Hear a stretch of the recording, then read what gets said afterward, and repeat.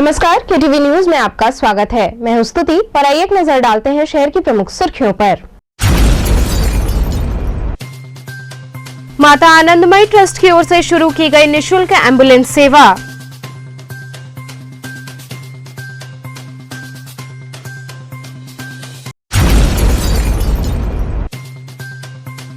Circuit house में मंत्री Anil Rajbhar corona curfew के संदर्भ में पत्रकारों से हुए रूबरू।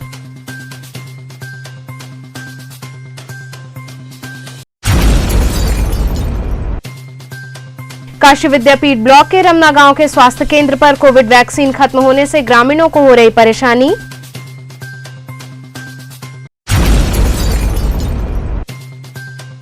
और नगर निगम द्वारा जंगमबाड़ी, गुदौलिया इत्यादि क्षेत्रों में सैनिटाइजेशन का किया गया कार्य। और अब खबरें विस्तार से। माता आनंदमयी ट्रस्ट द्वारा निःशुल्क एम्बुलेंस सेवा की शुरुआत की गई। माता आनंदमयी ट्रस्ट द्वारा 7 निःशुल्क एम्बुलेंस सेवा, 1 निःशुल्क शववाहिनी तथा 12 निःशुल्क ऑक्सीजन कंसंट्रेटर आम जनता के लिए दिया गया। इन सभी योजनाओं का शुभारंभ जिलाधिकारी कौशल राज शर्मा व विधायक अशोक धवन द्वारा हरी झंडी दिखाकर किया गया। उन्होंने इस योजना की सराहना की एवं इस योजना को कोविड मरीजों के लिए उपयोगी बताया। माता आनंदमयी अस्पताल ट्रस्ट के संयुक्त सचिव अखिलेश खेमका ने बताया कि निःशुल्क सिलेंडर वितरण सेवा 10 अप्रैल से ही प्रारंभ हो गई थी। संस्था ने 600 सिलेंडर से रिफिलिंग की सेवा आरंभ की थी, जिसमें 200 सिलेंडर की नई खेप भी जोड़ी जा रही है। उन्होंने बताया कि अब तक संस्था एवं जिला प्रशासन के सहयोग से लगभग 6700 सिलेंडर निःशुल्क रिफिलिंग की जा चुकी है। ये सारी सुविधाएं वाराणसी परिक्षेत्र के लिए उपलब्ध है। इस मौके पर मुख्य रूप से कृष्ण कुमार जालान, श्याम सुंदर प्रसाद, वैभव कपूर, अभिनव पांडे, अमित अग्रवाल, करुणेश खेमका इत्यादि लोग उपस्थित रहे। ये मां आनंदमयी अस्पताल और यहाँ दुर्गाकुंज में सलमान प्रसाद पोदार अंध विद्यालय से पहले भी 2-3 सेवाएं ऑलरेडी 1.25 महीने से जारी हैं। ऑक्सीजन का सिलेंडर की व्यवस्था हो, रेमडेसिविर बांटने की हो या अन्य जरूरी दवाइयाँ बांटने की हो, इसी कड़ी में यहाँ पे और एडिशन किया जा रहा है। एम्बुलेंसेज की सेवा, अभी पीछे सुनने में आया था कि एम्बुलेंसेज के जो लोग हैं उन्होंने रेट बढ़ा दिए हैं और 3-3 हज़ार रुपये की जगह 10-10 हज़ार रुपये मांग रहे हैं। इन्फोर्समेंट की कार्रवाई के माध्यम से उन लोगों के रेट नियंत्रित करने पड़े।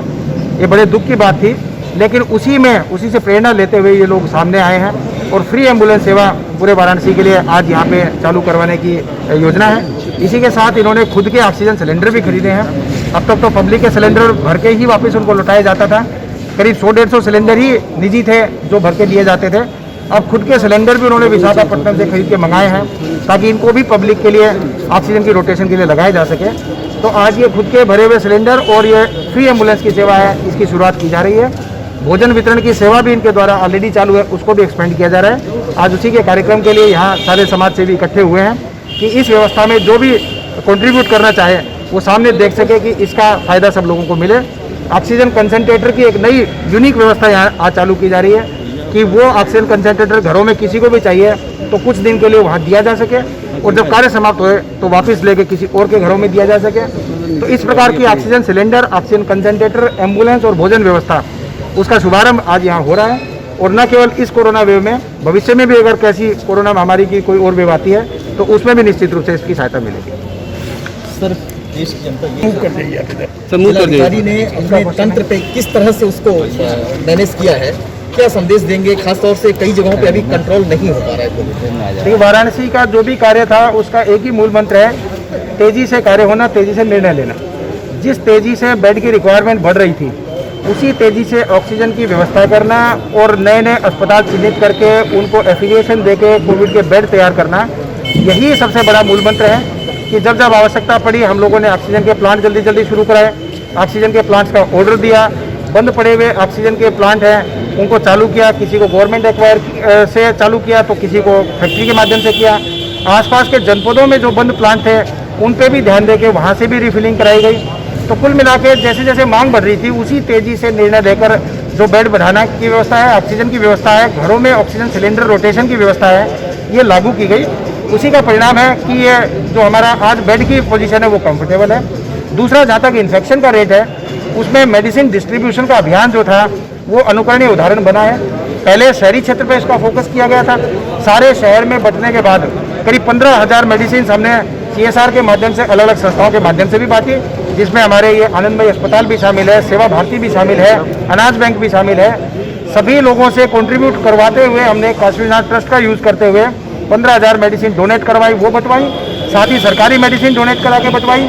जब शहर में संक्रमण धीरे धीरे कंट्रोल होने लगा तो ग्रामीण क्षेत्रों में ध्यान दिया और 78,000 ग्रामीण सिम्टोमेटिक लोगों तक दवाई पहुंचाई। तो ये संक्रमण की रफ्तार को जैसे ही सिम्टम आए वैसे ही दवाई लेना प्रारंभ कर दें, इस मंत्र के साथ हम आगे बढ़े तो हमें कोरोना का इन्फेक्शन रोकने में भी हेल्प हुई। इन दोनों का नतीजा ये रहा कि सारी चीज़ें आज अंडर कंट्रोल है। बाकी व्यवस्थाएं तो करनी ही होती हैं, हॉस्पिटलाइजेशन की व्यवस्था है, एम्बुलेंसेज के मैनेजमेंट की व्यवस्था है, इन्फोर्समेंट के माध्यम से रेट कंट्रोल करने की व्यवस्था है, ब्लैक मार्केटिंग रोकने की व्यवस्था है, या अन्य प्रकार की जो भी साइड की व्यवस्थाएं होती हैं, चाहे ऑक्सीजन एक्सप्रेस की हो, टैंकर मैनेजमेंट की हो, प्राइवेट हॉस्पिटल्स के मैनेजमेंट की हो, ये सारी तो की ही गई। वो तो हर जिला कर रहा है, हम भी कर रहे हैं, लेकिन द्रुत गति से जैसे ऑक्सीजन का अरेंजमेंट करके बेड बढ़ाए और द्रुत गति से मेडिसिन डिस्ट्रीब्यूशन हुई, इन दो बड़ी वजहों से हमारा संक्रमण आज कंट्रोल में है। और मैं कहना चाहूँगा कि हम लोग कंफर्टेबल स्थिति में हैं कि हम आगे थर्ड वेव की प्रेडिक्शन करते हुए उसकी तैयारी करने में सक्षम हैं। अब भविष्य के लिए सारी तैयारियां हमारी ऑनलाइन हैं। 3 प्लांट वाराणसी में ऑलरेडी चालू हो चुके हैं, जबकि अन्य अस्पताल अभी खरीद ही रहे हैं, अन्य जनपद उसकी तैयारी कर रहे हैं। सारे सरकारी अस्पतालों के प्लांट खरीदे जा चुके हैं, ऑर्डर दिया जा चुका है, अभी अलग अलग स्टेजेस में है। वो आने के 15 दिन के अंदर अंदर सारे सरकारी अस्पतालों में प्लांट चालू हो जाएंगे। ग्रामीण CHC जितनी भी 8 हैं, सब पे ऑक्सीजन कंसनट्रेटर 5-5 पहुँच चुके हैं और इनकी ऑक्सीजन की पाइपलाइन लगनी 1-2 दिन में प्रारंभ हो गया, 15-20 दिन में इनमें प्लांट लगने का काम शुरू हो जाएगा। ऑक्सीजन युक्त करते हुए अब आगे पीडियाट्रिक ICU और बच्चों के ICU वगैरह की व्यवस्था भी प्लानिंग प्रारंभ कर दी गई है। पीडियाट्रिक एसोसिएशन के माध्यम से वाराणसी प्रशासन की 2 बैठकें हो चुकी है, कल परसों तक प्लानिंग होकर उसको भी रोल आउट कर दिया जाएगा। जैसे जिस तेज़ी से सेकेंड वेव में काम हुआ, उससे भी ज़्यादा तेज़ी से हम लोग थर्ड वेव के लिए काम करना चाहते हैं और सबके सहयोग से निश्चित रूप से इसमें सफलता मिलेगी। उसमें शहर के गणमान्य लोग भी हैं, NGO भी हैं, प्राइवेट हॉस्पिटल भी हैं और ड्रग एसोसिएशन भी है। सभी के सहयोग से हम लोग आगे का भी कार्य प्लान करेंगे। ये पूरी योजना में एक छोटा स्वरूप सेवा का ही है। हम लोगों ने सेवा के प्रकल्प में शुरू किया था ऑक्सीजन सिलेंडर का। उसमें एक बहुत बड़ा ये हुआ है कि हम लोग पास 600 ऑक्सीजन सिलेंडर का बैंक था। उसमें 300 सिलेंडर बनारस के सभी दानदाताओं से, सभी एसोसिएशन के दानदाताओं से सहयोग मिला है। हम लोग 300 सिलेंडर विशाखापट्टनम से मंगाए हैं, उसको हमने इस ऑक्सीजन बैंक में जोड़ दिया। अब हम लोग के ऑक्सीजन बैंक की संख्या 900 सिलेंडर की हो गई है। निःशुल्क है ये, पूरा निःशुल्क है, जैसे पहले से चल रहा था वैसे उसी सिस्टम से निःशुल्क चलेगा। आज एम्बुलेंस और सब वाहिनी की भी शुरुआत की गई है, तो वो किस तरह से काम करेगी? यही सेवा का दूसरा प्रकल्प का मन आया। और एम्बुलेंस के बारे में हम लोग जो अखबारों में पढ़ते थे, आप लोग के माध्यम से देखते थे, तो हम लोग मन में यही आया कि हम लोग का एम्बुलेंस के लिए भी कुछ सेवा करनी चाहिए। 7 एम्बुलेंस हम लोगों ने निःशुल्क सेवा के लिए काशी परिक्षेत्र, वाराणसी परिक्षेत्र के लिए चालू की है और 1 शव वाहिनी है। तो टोटल 8 गाड़ियों का अभी जिलाधिकारी महोदय और सब गणमान्य व्यक्तियों के द्वारा उसका हरी झंडी दिखा के शुभारंभ किया गया है। क्या नंबर से लोग सहयोग करेंगे, वो नंबर भी बता दीजिए। एम्बुलेंस में सेवा करने के लिए 7234 00 7004 दूसरा नंबर है, उसी में लास्ट में 007 और एक में लास्ट में 049, 3 नंबर का ओपन किए गए हैं। इस 3 नंबर जो भी हम लोग पास डिमांड आएगी उनको एम्बुलेंस भेजी जाएगी। सर्किट हाउस में मंत्री अनिल राजभर पत्रकारों से रूबरू हुए। पिछड़ा वर्ग कल्याण एवं दिव्यांगजन सशक्तिकरण विभाग के मंत्री अनिल राजभर सर्किट हाउस सभागार में कोरोना कर्फ्यू के संदर्भ में पत्रकारों से रूबरू हुए। उन्होंने कहा कि आगामी 24 मई तक कर्फ्यू बढ़ा दिया गया है। वर्तमान समय में कोरोना के बढ़ते प्रकोप पर काफी हद तक काबू पा लिया गया है। वहीं दिहाड़ी करने वाले लोग को 1000 रुपए प्रति माह और गरीब तबके के लोगों को 3 माह का मुफ्त राशन प्रदेश सरकार के द्वारा दिया जा रहा है, ताकि किसी के सामने भूखमरी की समस्या न उत्पन्न हो। कोरोना कर्फ्यू का परिणाम काफी संतोषजनक रहा है। आज मरीजों की संख्या काफी कम रही। हम लोगों को याद है कि भारत सरकार ने और विशेष तौर पर नीति आयोग ने ये संभावना व्यक्त की थी और उत्तर प्रदेश सरकार को आगाह भी किया था कि 30 अप्रैल तक उत्तर प्रदेश में प्रतिदिन के अर्थ है सम्मानित जनता की सेवा में रात दिन चलने का जो उनका संकल्प है और उसके परिणाम स्वरूप जो कोविड-19 की जो हमारी चुनौती है उसका जो सामना हम कर रहे हैं, उस क्रम में उत्तर प्रदेश की सरकार ने बेहतर परिणाम दिया है, जिसकी प्रशंसा आज देश में भी हो रही है, दुनिया में भी हो रही है। हम लोग उम्मीद करते हैं कि 24 मई आते आते मरीजों की संख्या और कम होगी और निश्चित तौर पर इस चुनौती का सामना और बेहतर तरीके से करते हुए हम प्रदेश के माहौल को सामान्य बनाने की तरफ अग्रसर होंगे। काशी विद्यापीठ ब्लॉक के रमना गांव के स्वास्थ्य केंद्र पर कोविड वैक्सीन खत्म होने से ग्रामीणों को परेशानी हो रही है। काशी विद्यापीठ ब्लॉक के रमना गांव के स्वास्थ्य केंद्र पर कोरोना टीका उपलब्ध नहीं है। स्वास्थ्य केंद्र पर कोरोना टीका के उपलब्ध न होने का बोर्ड भी लगा दिया गया है। 15 दिन से ज्यादा का समय बीत जाने के बाद भी यहां वैक्सीन की खेप नहीं पहुंच सकी है। ऐसे में इस स्वास्थ्य केंद्र पर अगल बगल के 4-5 गांव के लोगों ने पहली डोज लगवा ली है और दूसरी डोज लगवाने के लिए वे लगातार इस स्वास्थ्य केंद्र का चक्कर लगा रहे हैं, लेकिन टीके की कमी के कारण उन्हें दूसरी डोज नहीं लग पा रही है। आला अधिकारियों को भी इस बात की जानकारी दे दी गई है। गांव के प्रधान अमित पटेल ने बताया कि 1 महीना पहले यहां टीकाकरण शुरू हुआ था, जिसमें बहुत लोगों को टीका लगाया गया और टीके की पहली डोज लग जाने के बाद 45 दिन के बाद दूसरी डोज लगाने की भी बात कही जा रही थी। ऐसे में टीके खत्म होने के कारण यहां ग्रामीणों को काफी दिक्कत हो रही है। वहीं स्वास्थ्य केंद्र पर वार्ड बॉय के साथ स्टाफ नर्स ड्यूटी कर रहे हैं। श्वेता गुप्ता ने बताया कि 4 मई तक यहां लोगों को टीका लगा, उसके बाद यहां वैक्सीन नहीं आ सकी है। उन्होंने कहा कि यहां आ रहे लोगों को हम बता रहे हैं कि वो अपने नजदीक पड़ने वाले CHC या PHC सेंटर जाएं, जहां पर टीका लग रहा हो, वहां जाकर टीके की सेकेंड डोज लगवा लें। वहीं यहाँ टीका कब तक आएगा ये पूछने पर उन्होंने कहा कि इसकी जानकारी उन्हें नहीं है। ये लगभग आप समझ लीजिए कि जो पहला डोज लगा था करीब आज से 1 महीना पहले, अभी लगभग करीब 10-15 दिन से वैक्सीन यहाँ पर उपलब्ध नहीं हो पा रहा है और लगभग जितने पेशेंट लगवाए हैं पहला डोज वो लगातार रमना प्राथमिक स्वास्थ्य केंद्र का चक्कर काट रहे हैं और ये थोड़ा सा नगवार लग रहा है कि वैक्सीन उपलब्ध नहीं हो पा रही है। और जो लोग अगल बगल तटे गाँव जैसे रमना हो गया, नरोत्तमपुर हो गया, नैपुरा हो गया, सीर हो गया, छित्तुपुर हो गया, आपका यहाँ टिकरी हो गया, तारापुर हो गया, ये तमाम जगहों से मरीज यहाँ पर उपस्थित होकर टीकाकरण करवाए थे और लगभग 10 दिन से 15 दिन से उन लोग का दूसरा डोज जो लगा है, एक 45 दिन हो गया है, वो लोग बराबर यहाँ पर परेशानी झेल रहे हैं। और मैं SDM साहब सब तहसीलदार साहब आए थे, उन्होंने भी कहा और रिपोर्टिंग की है और हम भी ब्लॉक में बात की और यहाँ से लिखित भी ब्लॉक पे गया है और हम चाहते हैं कि इसमें सरकार जो है कि जल्द से जल्द जो दूसरा डोज लगना है 45 साल के ऊपर वालों का वो कार्य पूरा हो। श्वेता जी, यहाँ पर बोर्ड लगा हुआ है कि वैक्सीन नहीं, तो ये कब से लगा हुआ है और कितने दिन पहले वैक्सीन शुरू हुआ था, कब ये बोर्ड लगा? लास्ट यहाँ पे वैक्सीनेशन हुआ था 4 मई को, उसके बाद से वैक्सीनेशन अवेलेबल नहीं है बिकॉज शॉर्टेज है और ये CSC पर लग रहा है, बस सारे CSC पर। ऐसे में जो लोग यहाँ पहला डोज लगवा चुके हैं, क्या उनको सेकेंड डोज लग पाया है और नहीं लग पाया तो किस तरह यहाँ आ रहे, क्या बताया जा रहा है?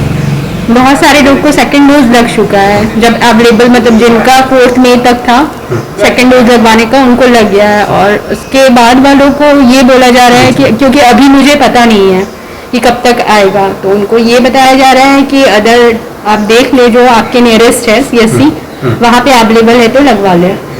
आज क्या बताया गया कब तक आने की उम्मीद है, कुछ बात हुई किसी से? नहीं, कुछ कहा नहीं जा सकता है कि कब तक आएगा। नगर निगम द्वारा जंगमबाड़ी, गुदौलिया इत्यादि क्षेत्र में सैनिटाइजेशन का कार्य किया गया।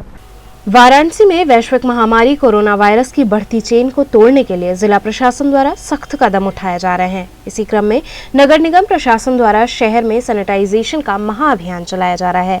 इस महाअभियान के तहत रविवार को शहर के जंगमबाड़ी व गुदौलिया सहित आसपास के क्षेत्रों में सैनिटाइजेशन का कार्य किया गया। इस अवसर पर जंगमबाड़ी क्षेत्र के पार्षद गोपाल यादव ने कहा कि वैश्विक महामारी के दौर में नगर निगम के सफाई कर्मचारी अहम भूमिका निभा रहे हैं। उन्होंने कहा कि हम सभी नगर निगम के सफाई कर्मचारियों का अभिनंदन करते हैं कि इस आपदा की घड़ी में वो अपनी परवाह न करते हुए गली सड़कों पर साफ सफाई व सैनिटाइजेशन का कार्य कर रहे हैं।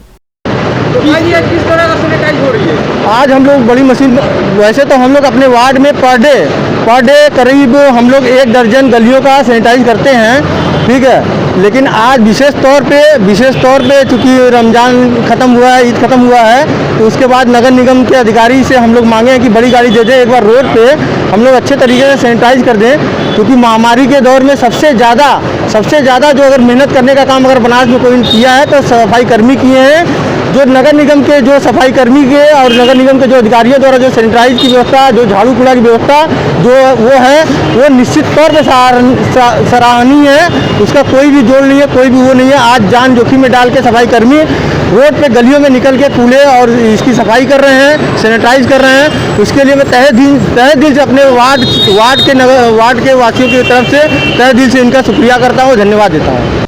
राजेश जी, क्या है, किस तरह से सफाई हुआ, कितना खुश हैं आप लोग? ये यहाँ पे जो नगर निगम द्वारा जो ये अभियान चल रहा है सैनिटाइजर का, उससे नागरिक बहुत ज़्यादा खुश हैं, इसलिए कि जो डर है, जो वहम है, ये दूर हो, कम से कम लोग के अंदर खुशहाली हो, महामारी कमी हो। क्या संदेश देंगे आप? संदेश ये दे रहे हैं कि जो कार्य हो रहा है नगर निगम द्वारा, ये अच्छा है। वो हमें गदौलिया से लेके जमबाड़ी की रोड तक ये पूरी सैनिटाइजर हो जाए। यहाँ रुकेंगे एक छोटे से ब्रेक के लिए, आप बने रहिए KTV के साथ।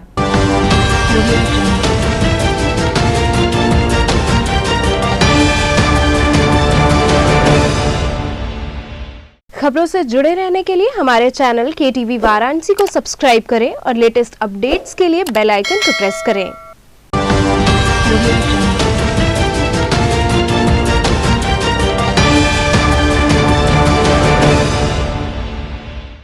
ब्रेक के बाद आपका स्वागत है। श्री काशी विश्वनाथ मंदिर के महंत कुलपति तिवारी ने गंगा में शवों के मिलने पर चिंता जताई। वैश्विक महामारी के बढ़ते प्रकोप के बीच इन दिनों वाराणसी सहित अन्य जिलों में गंगा घाटों पर मिल रहे शव को लेकर काशी विश्वनाथ मंदिर के महंत डॉक्टर कुलपति तिवारी ने चिंता जाहिर की है। उन्होंने कहा कि इन दिनों गंगा घाटों पर जो शव मिल रहा है उससे गंगा प्रदूषित हो रही है। उन्होंने कहा कि जिस गंगा जल को हम सभी लोग आचमन करते हैं, आज वही गंगा दूषित होने के कगार पर आ पहुंची है। उन्होंने कहा कि मां गंगा तभी शुद्ध होंगी जब हम सब जागरूक होंगे। जिस तरीके से घाटों व मंदिरों में जाने पर प्रतिबंध लगा दिया गया है, उसी तरीके से शवों के प्रवाह को भी रोकना चाहिए।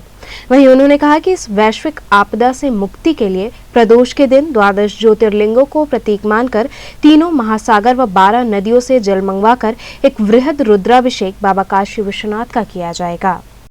गंगा में लाशें इसलिए आ रही हैं कि लोग गांव में जो कोरोना रूपी फैला हुआ है उसको जो है कहीं भेज के उसको जो है गांव पर ही, जैसे कोरोना के मृतक को अपेक्षित समझा जाता है, उसी तरह उसको ढकेल देते हैं गंगा जी में। वो गंगा से टहरते हुए इस कार उस पार जा रहा है। मैं अभी सुनने 2000 लाश, मतलब पूरे जो हमारे यहाँ 2545 किलोमीटर गंगोत्री गंगा सागर है, इसके दरमियान अगर 2000 लाशें आई है तो गंगा हमारी प्रदूषित हुई कि नहीं भैया? उसी गंगा जल से हम सभी कृत्य करते हैं। आज गंगा जल के कुत्ते, यहाँ तक कि भैंस, सब तो मरे हुए आ रहे हैं। तो सरकार की जो भाई आवश्यकता है, सरकार इसको रोके। और जब इतनी सुरक्षा है, प्रदूषण जब फैल जाएगा तो एक नई बीमारी न उत्पन्न होगी, और जो उत्पन्न होगी उसका कुप्रभाव क्या पड़ेगा, इसको सोचिए आप। दूसरी क्या है कि माँ गंगा स्वच्छ तभी होगी जब लोग जागरूक होंगे। कहाँ गए हमारे जो गंगा पुत्र, गंगा सेवा वाले? उनको तो चाहिए घाटों पे भ्रमण करें, प्रशासन को तो चाहिए ही। कहाँ है वो? जल जो है फोटो खिंचवाने के लिए आते हैं, उनका क्या भूमिका है? गंगा की जो सेवा निधि ये वो बनाए तो उनका काम है ना कि यहाँ से वहाँ तक पहरेदारी करना, जाल डाल देना ताकि कोई लाश न फेंके तो उसी जाल में लाश जो निकल जाए बाहर। और जब हमारा लाश उतरा रहा है, अभी सुनने मीर घाट पे कुत्ते महक रहे हैं, कुत्ता मरा हुआ महक रहा है। जो लाश मिल रही, दोषी कौन है इसका? दोषी हमारी सरकार है। सरकार का जो है उदासीन रूप है, क्योंकि सरकार जो है ये कहती है 2 गज दूरी मास्क जरूरी, लेकिन साहब घाट पर भी आप नियंत्रण रखिए। आपने घाटों पे प्रवाह नहाना बंद कर दिया, ठीक है, कोई नहीं जाता। आपने मंदिरों को बंद कर दिया, जो कि मंदिरों में जाने से जो है धर्म करने से ये पाप खटेगा, तो साहब आप उसको चला दिए। मैं इसके लिए प्रदोष के दिन आने वाले प्रदोष के दिन मैं इसके लिए बाबा विश्वनाथ के एक जो है बहुत बड़ा बृहद यज्ञ कर रहा हूँ। जनपदों ध्वंस वो चरक संहिता आयुर्वेद के अनुसार है, उसके अंतर्गत मैं 12 ज्योतिर्लिंगों का प्रतीक मान के तीनों महासागर से जल मंगवा 12 नदियों का जल मंगा के बेहद रुद्राभिषेक करूंगा, ताकि ये जो है कोरोना रूपी राक्षस हमारे देश से चला जाए। जनपदों ध्वंस का मतलब कि जनपद मतलब पूरे देश का ध्वंस, उसमें जो है मुक्ति मिले।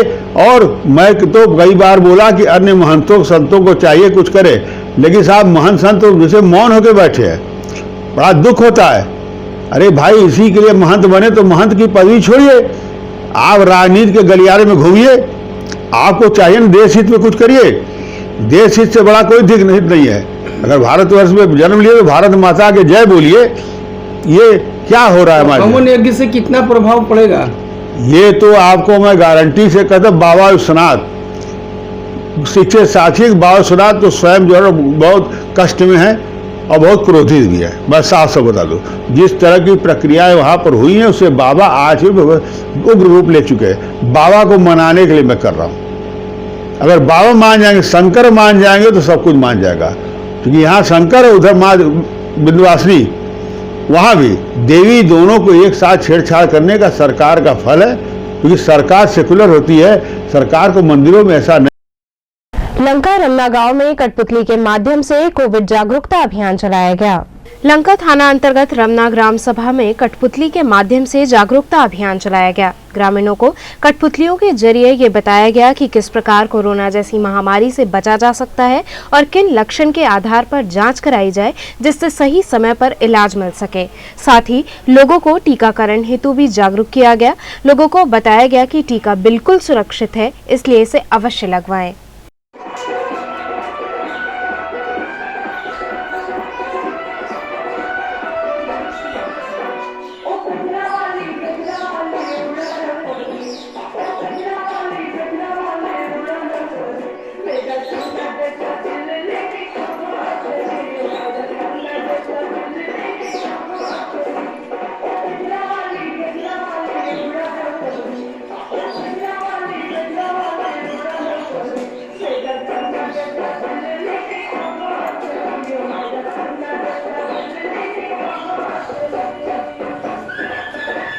भाजपा कार्यकर्ताओं द्वारा गरीबों में भोजन के पैकेट वितरित किए गए।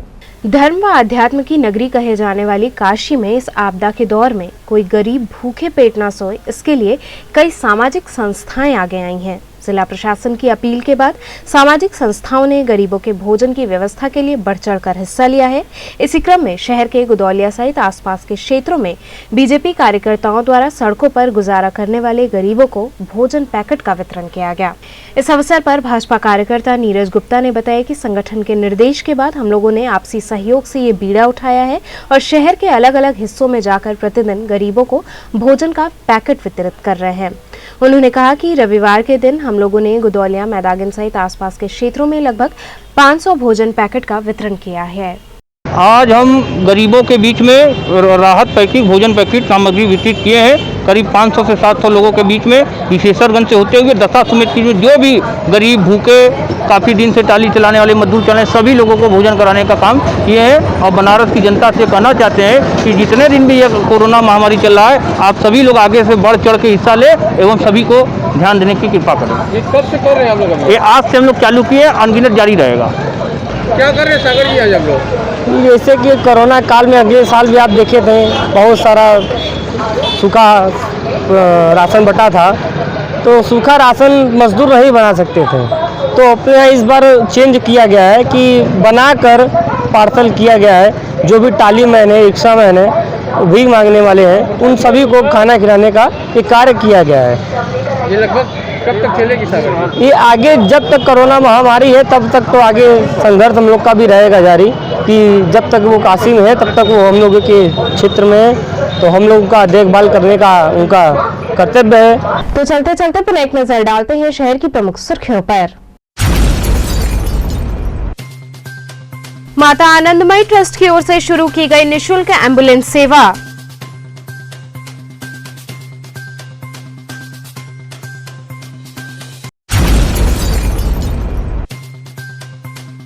सर्किट हाउस में मंत्री अनिल राजभर कोरोना कर्फ्यू के संदर्भ में पत्रकारों से हुए रूबरू।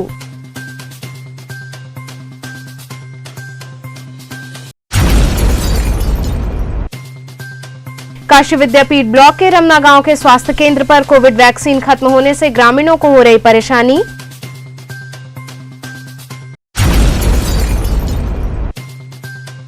और नगर निगम द्वारा जंगमबाड़ी, गुदौलिया इत्यादि क्षेत्रों में सैनिटाइजेशन का किया गया कार्य।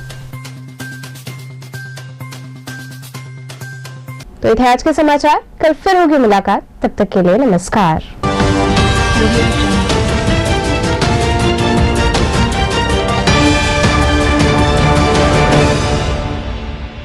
खबरों से जुड़े रहने के लिए हमारे चैनल KTV वाराणसी को सब्सक्राइब करें और लेटेस्ट अपडेट्स के लिए बेल आइकन को प्रेस करें।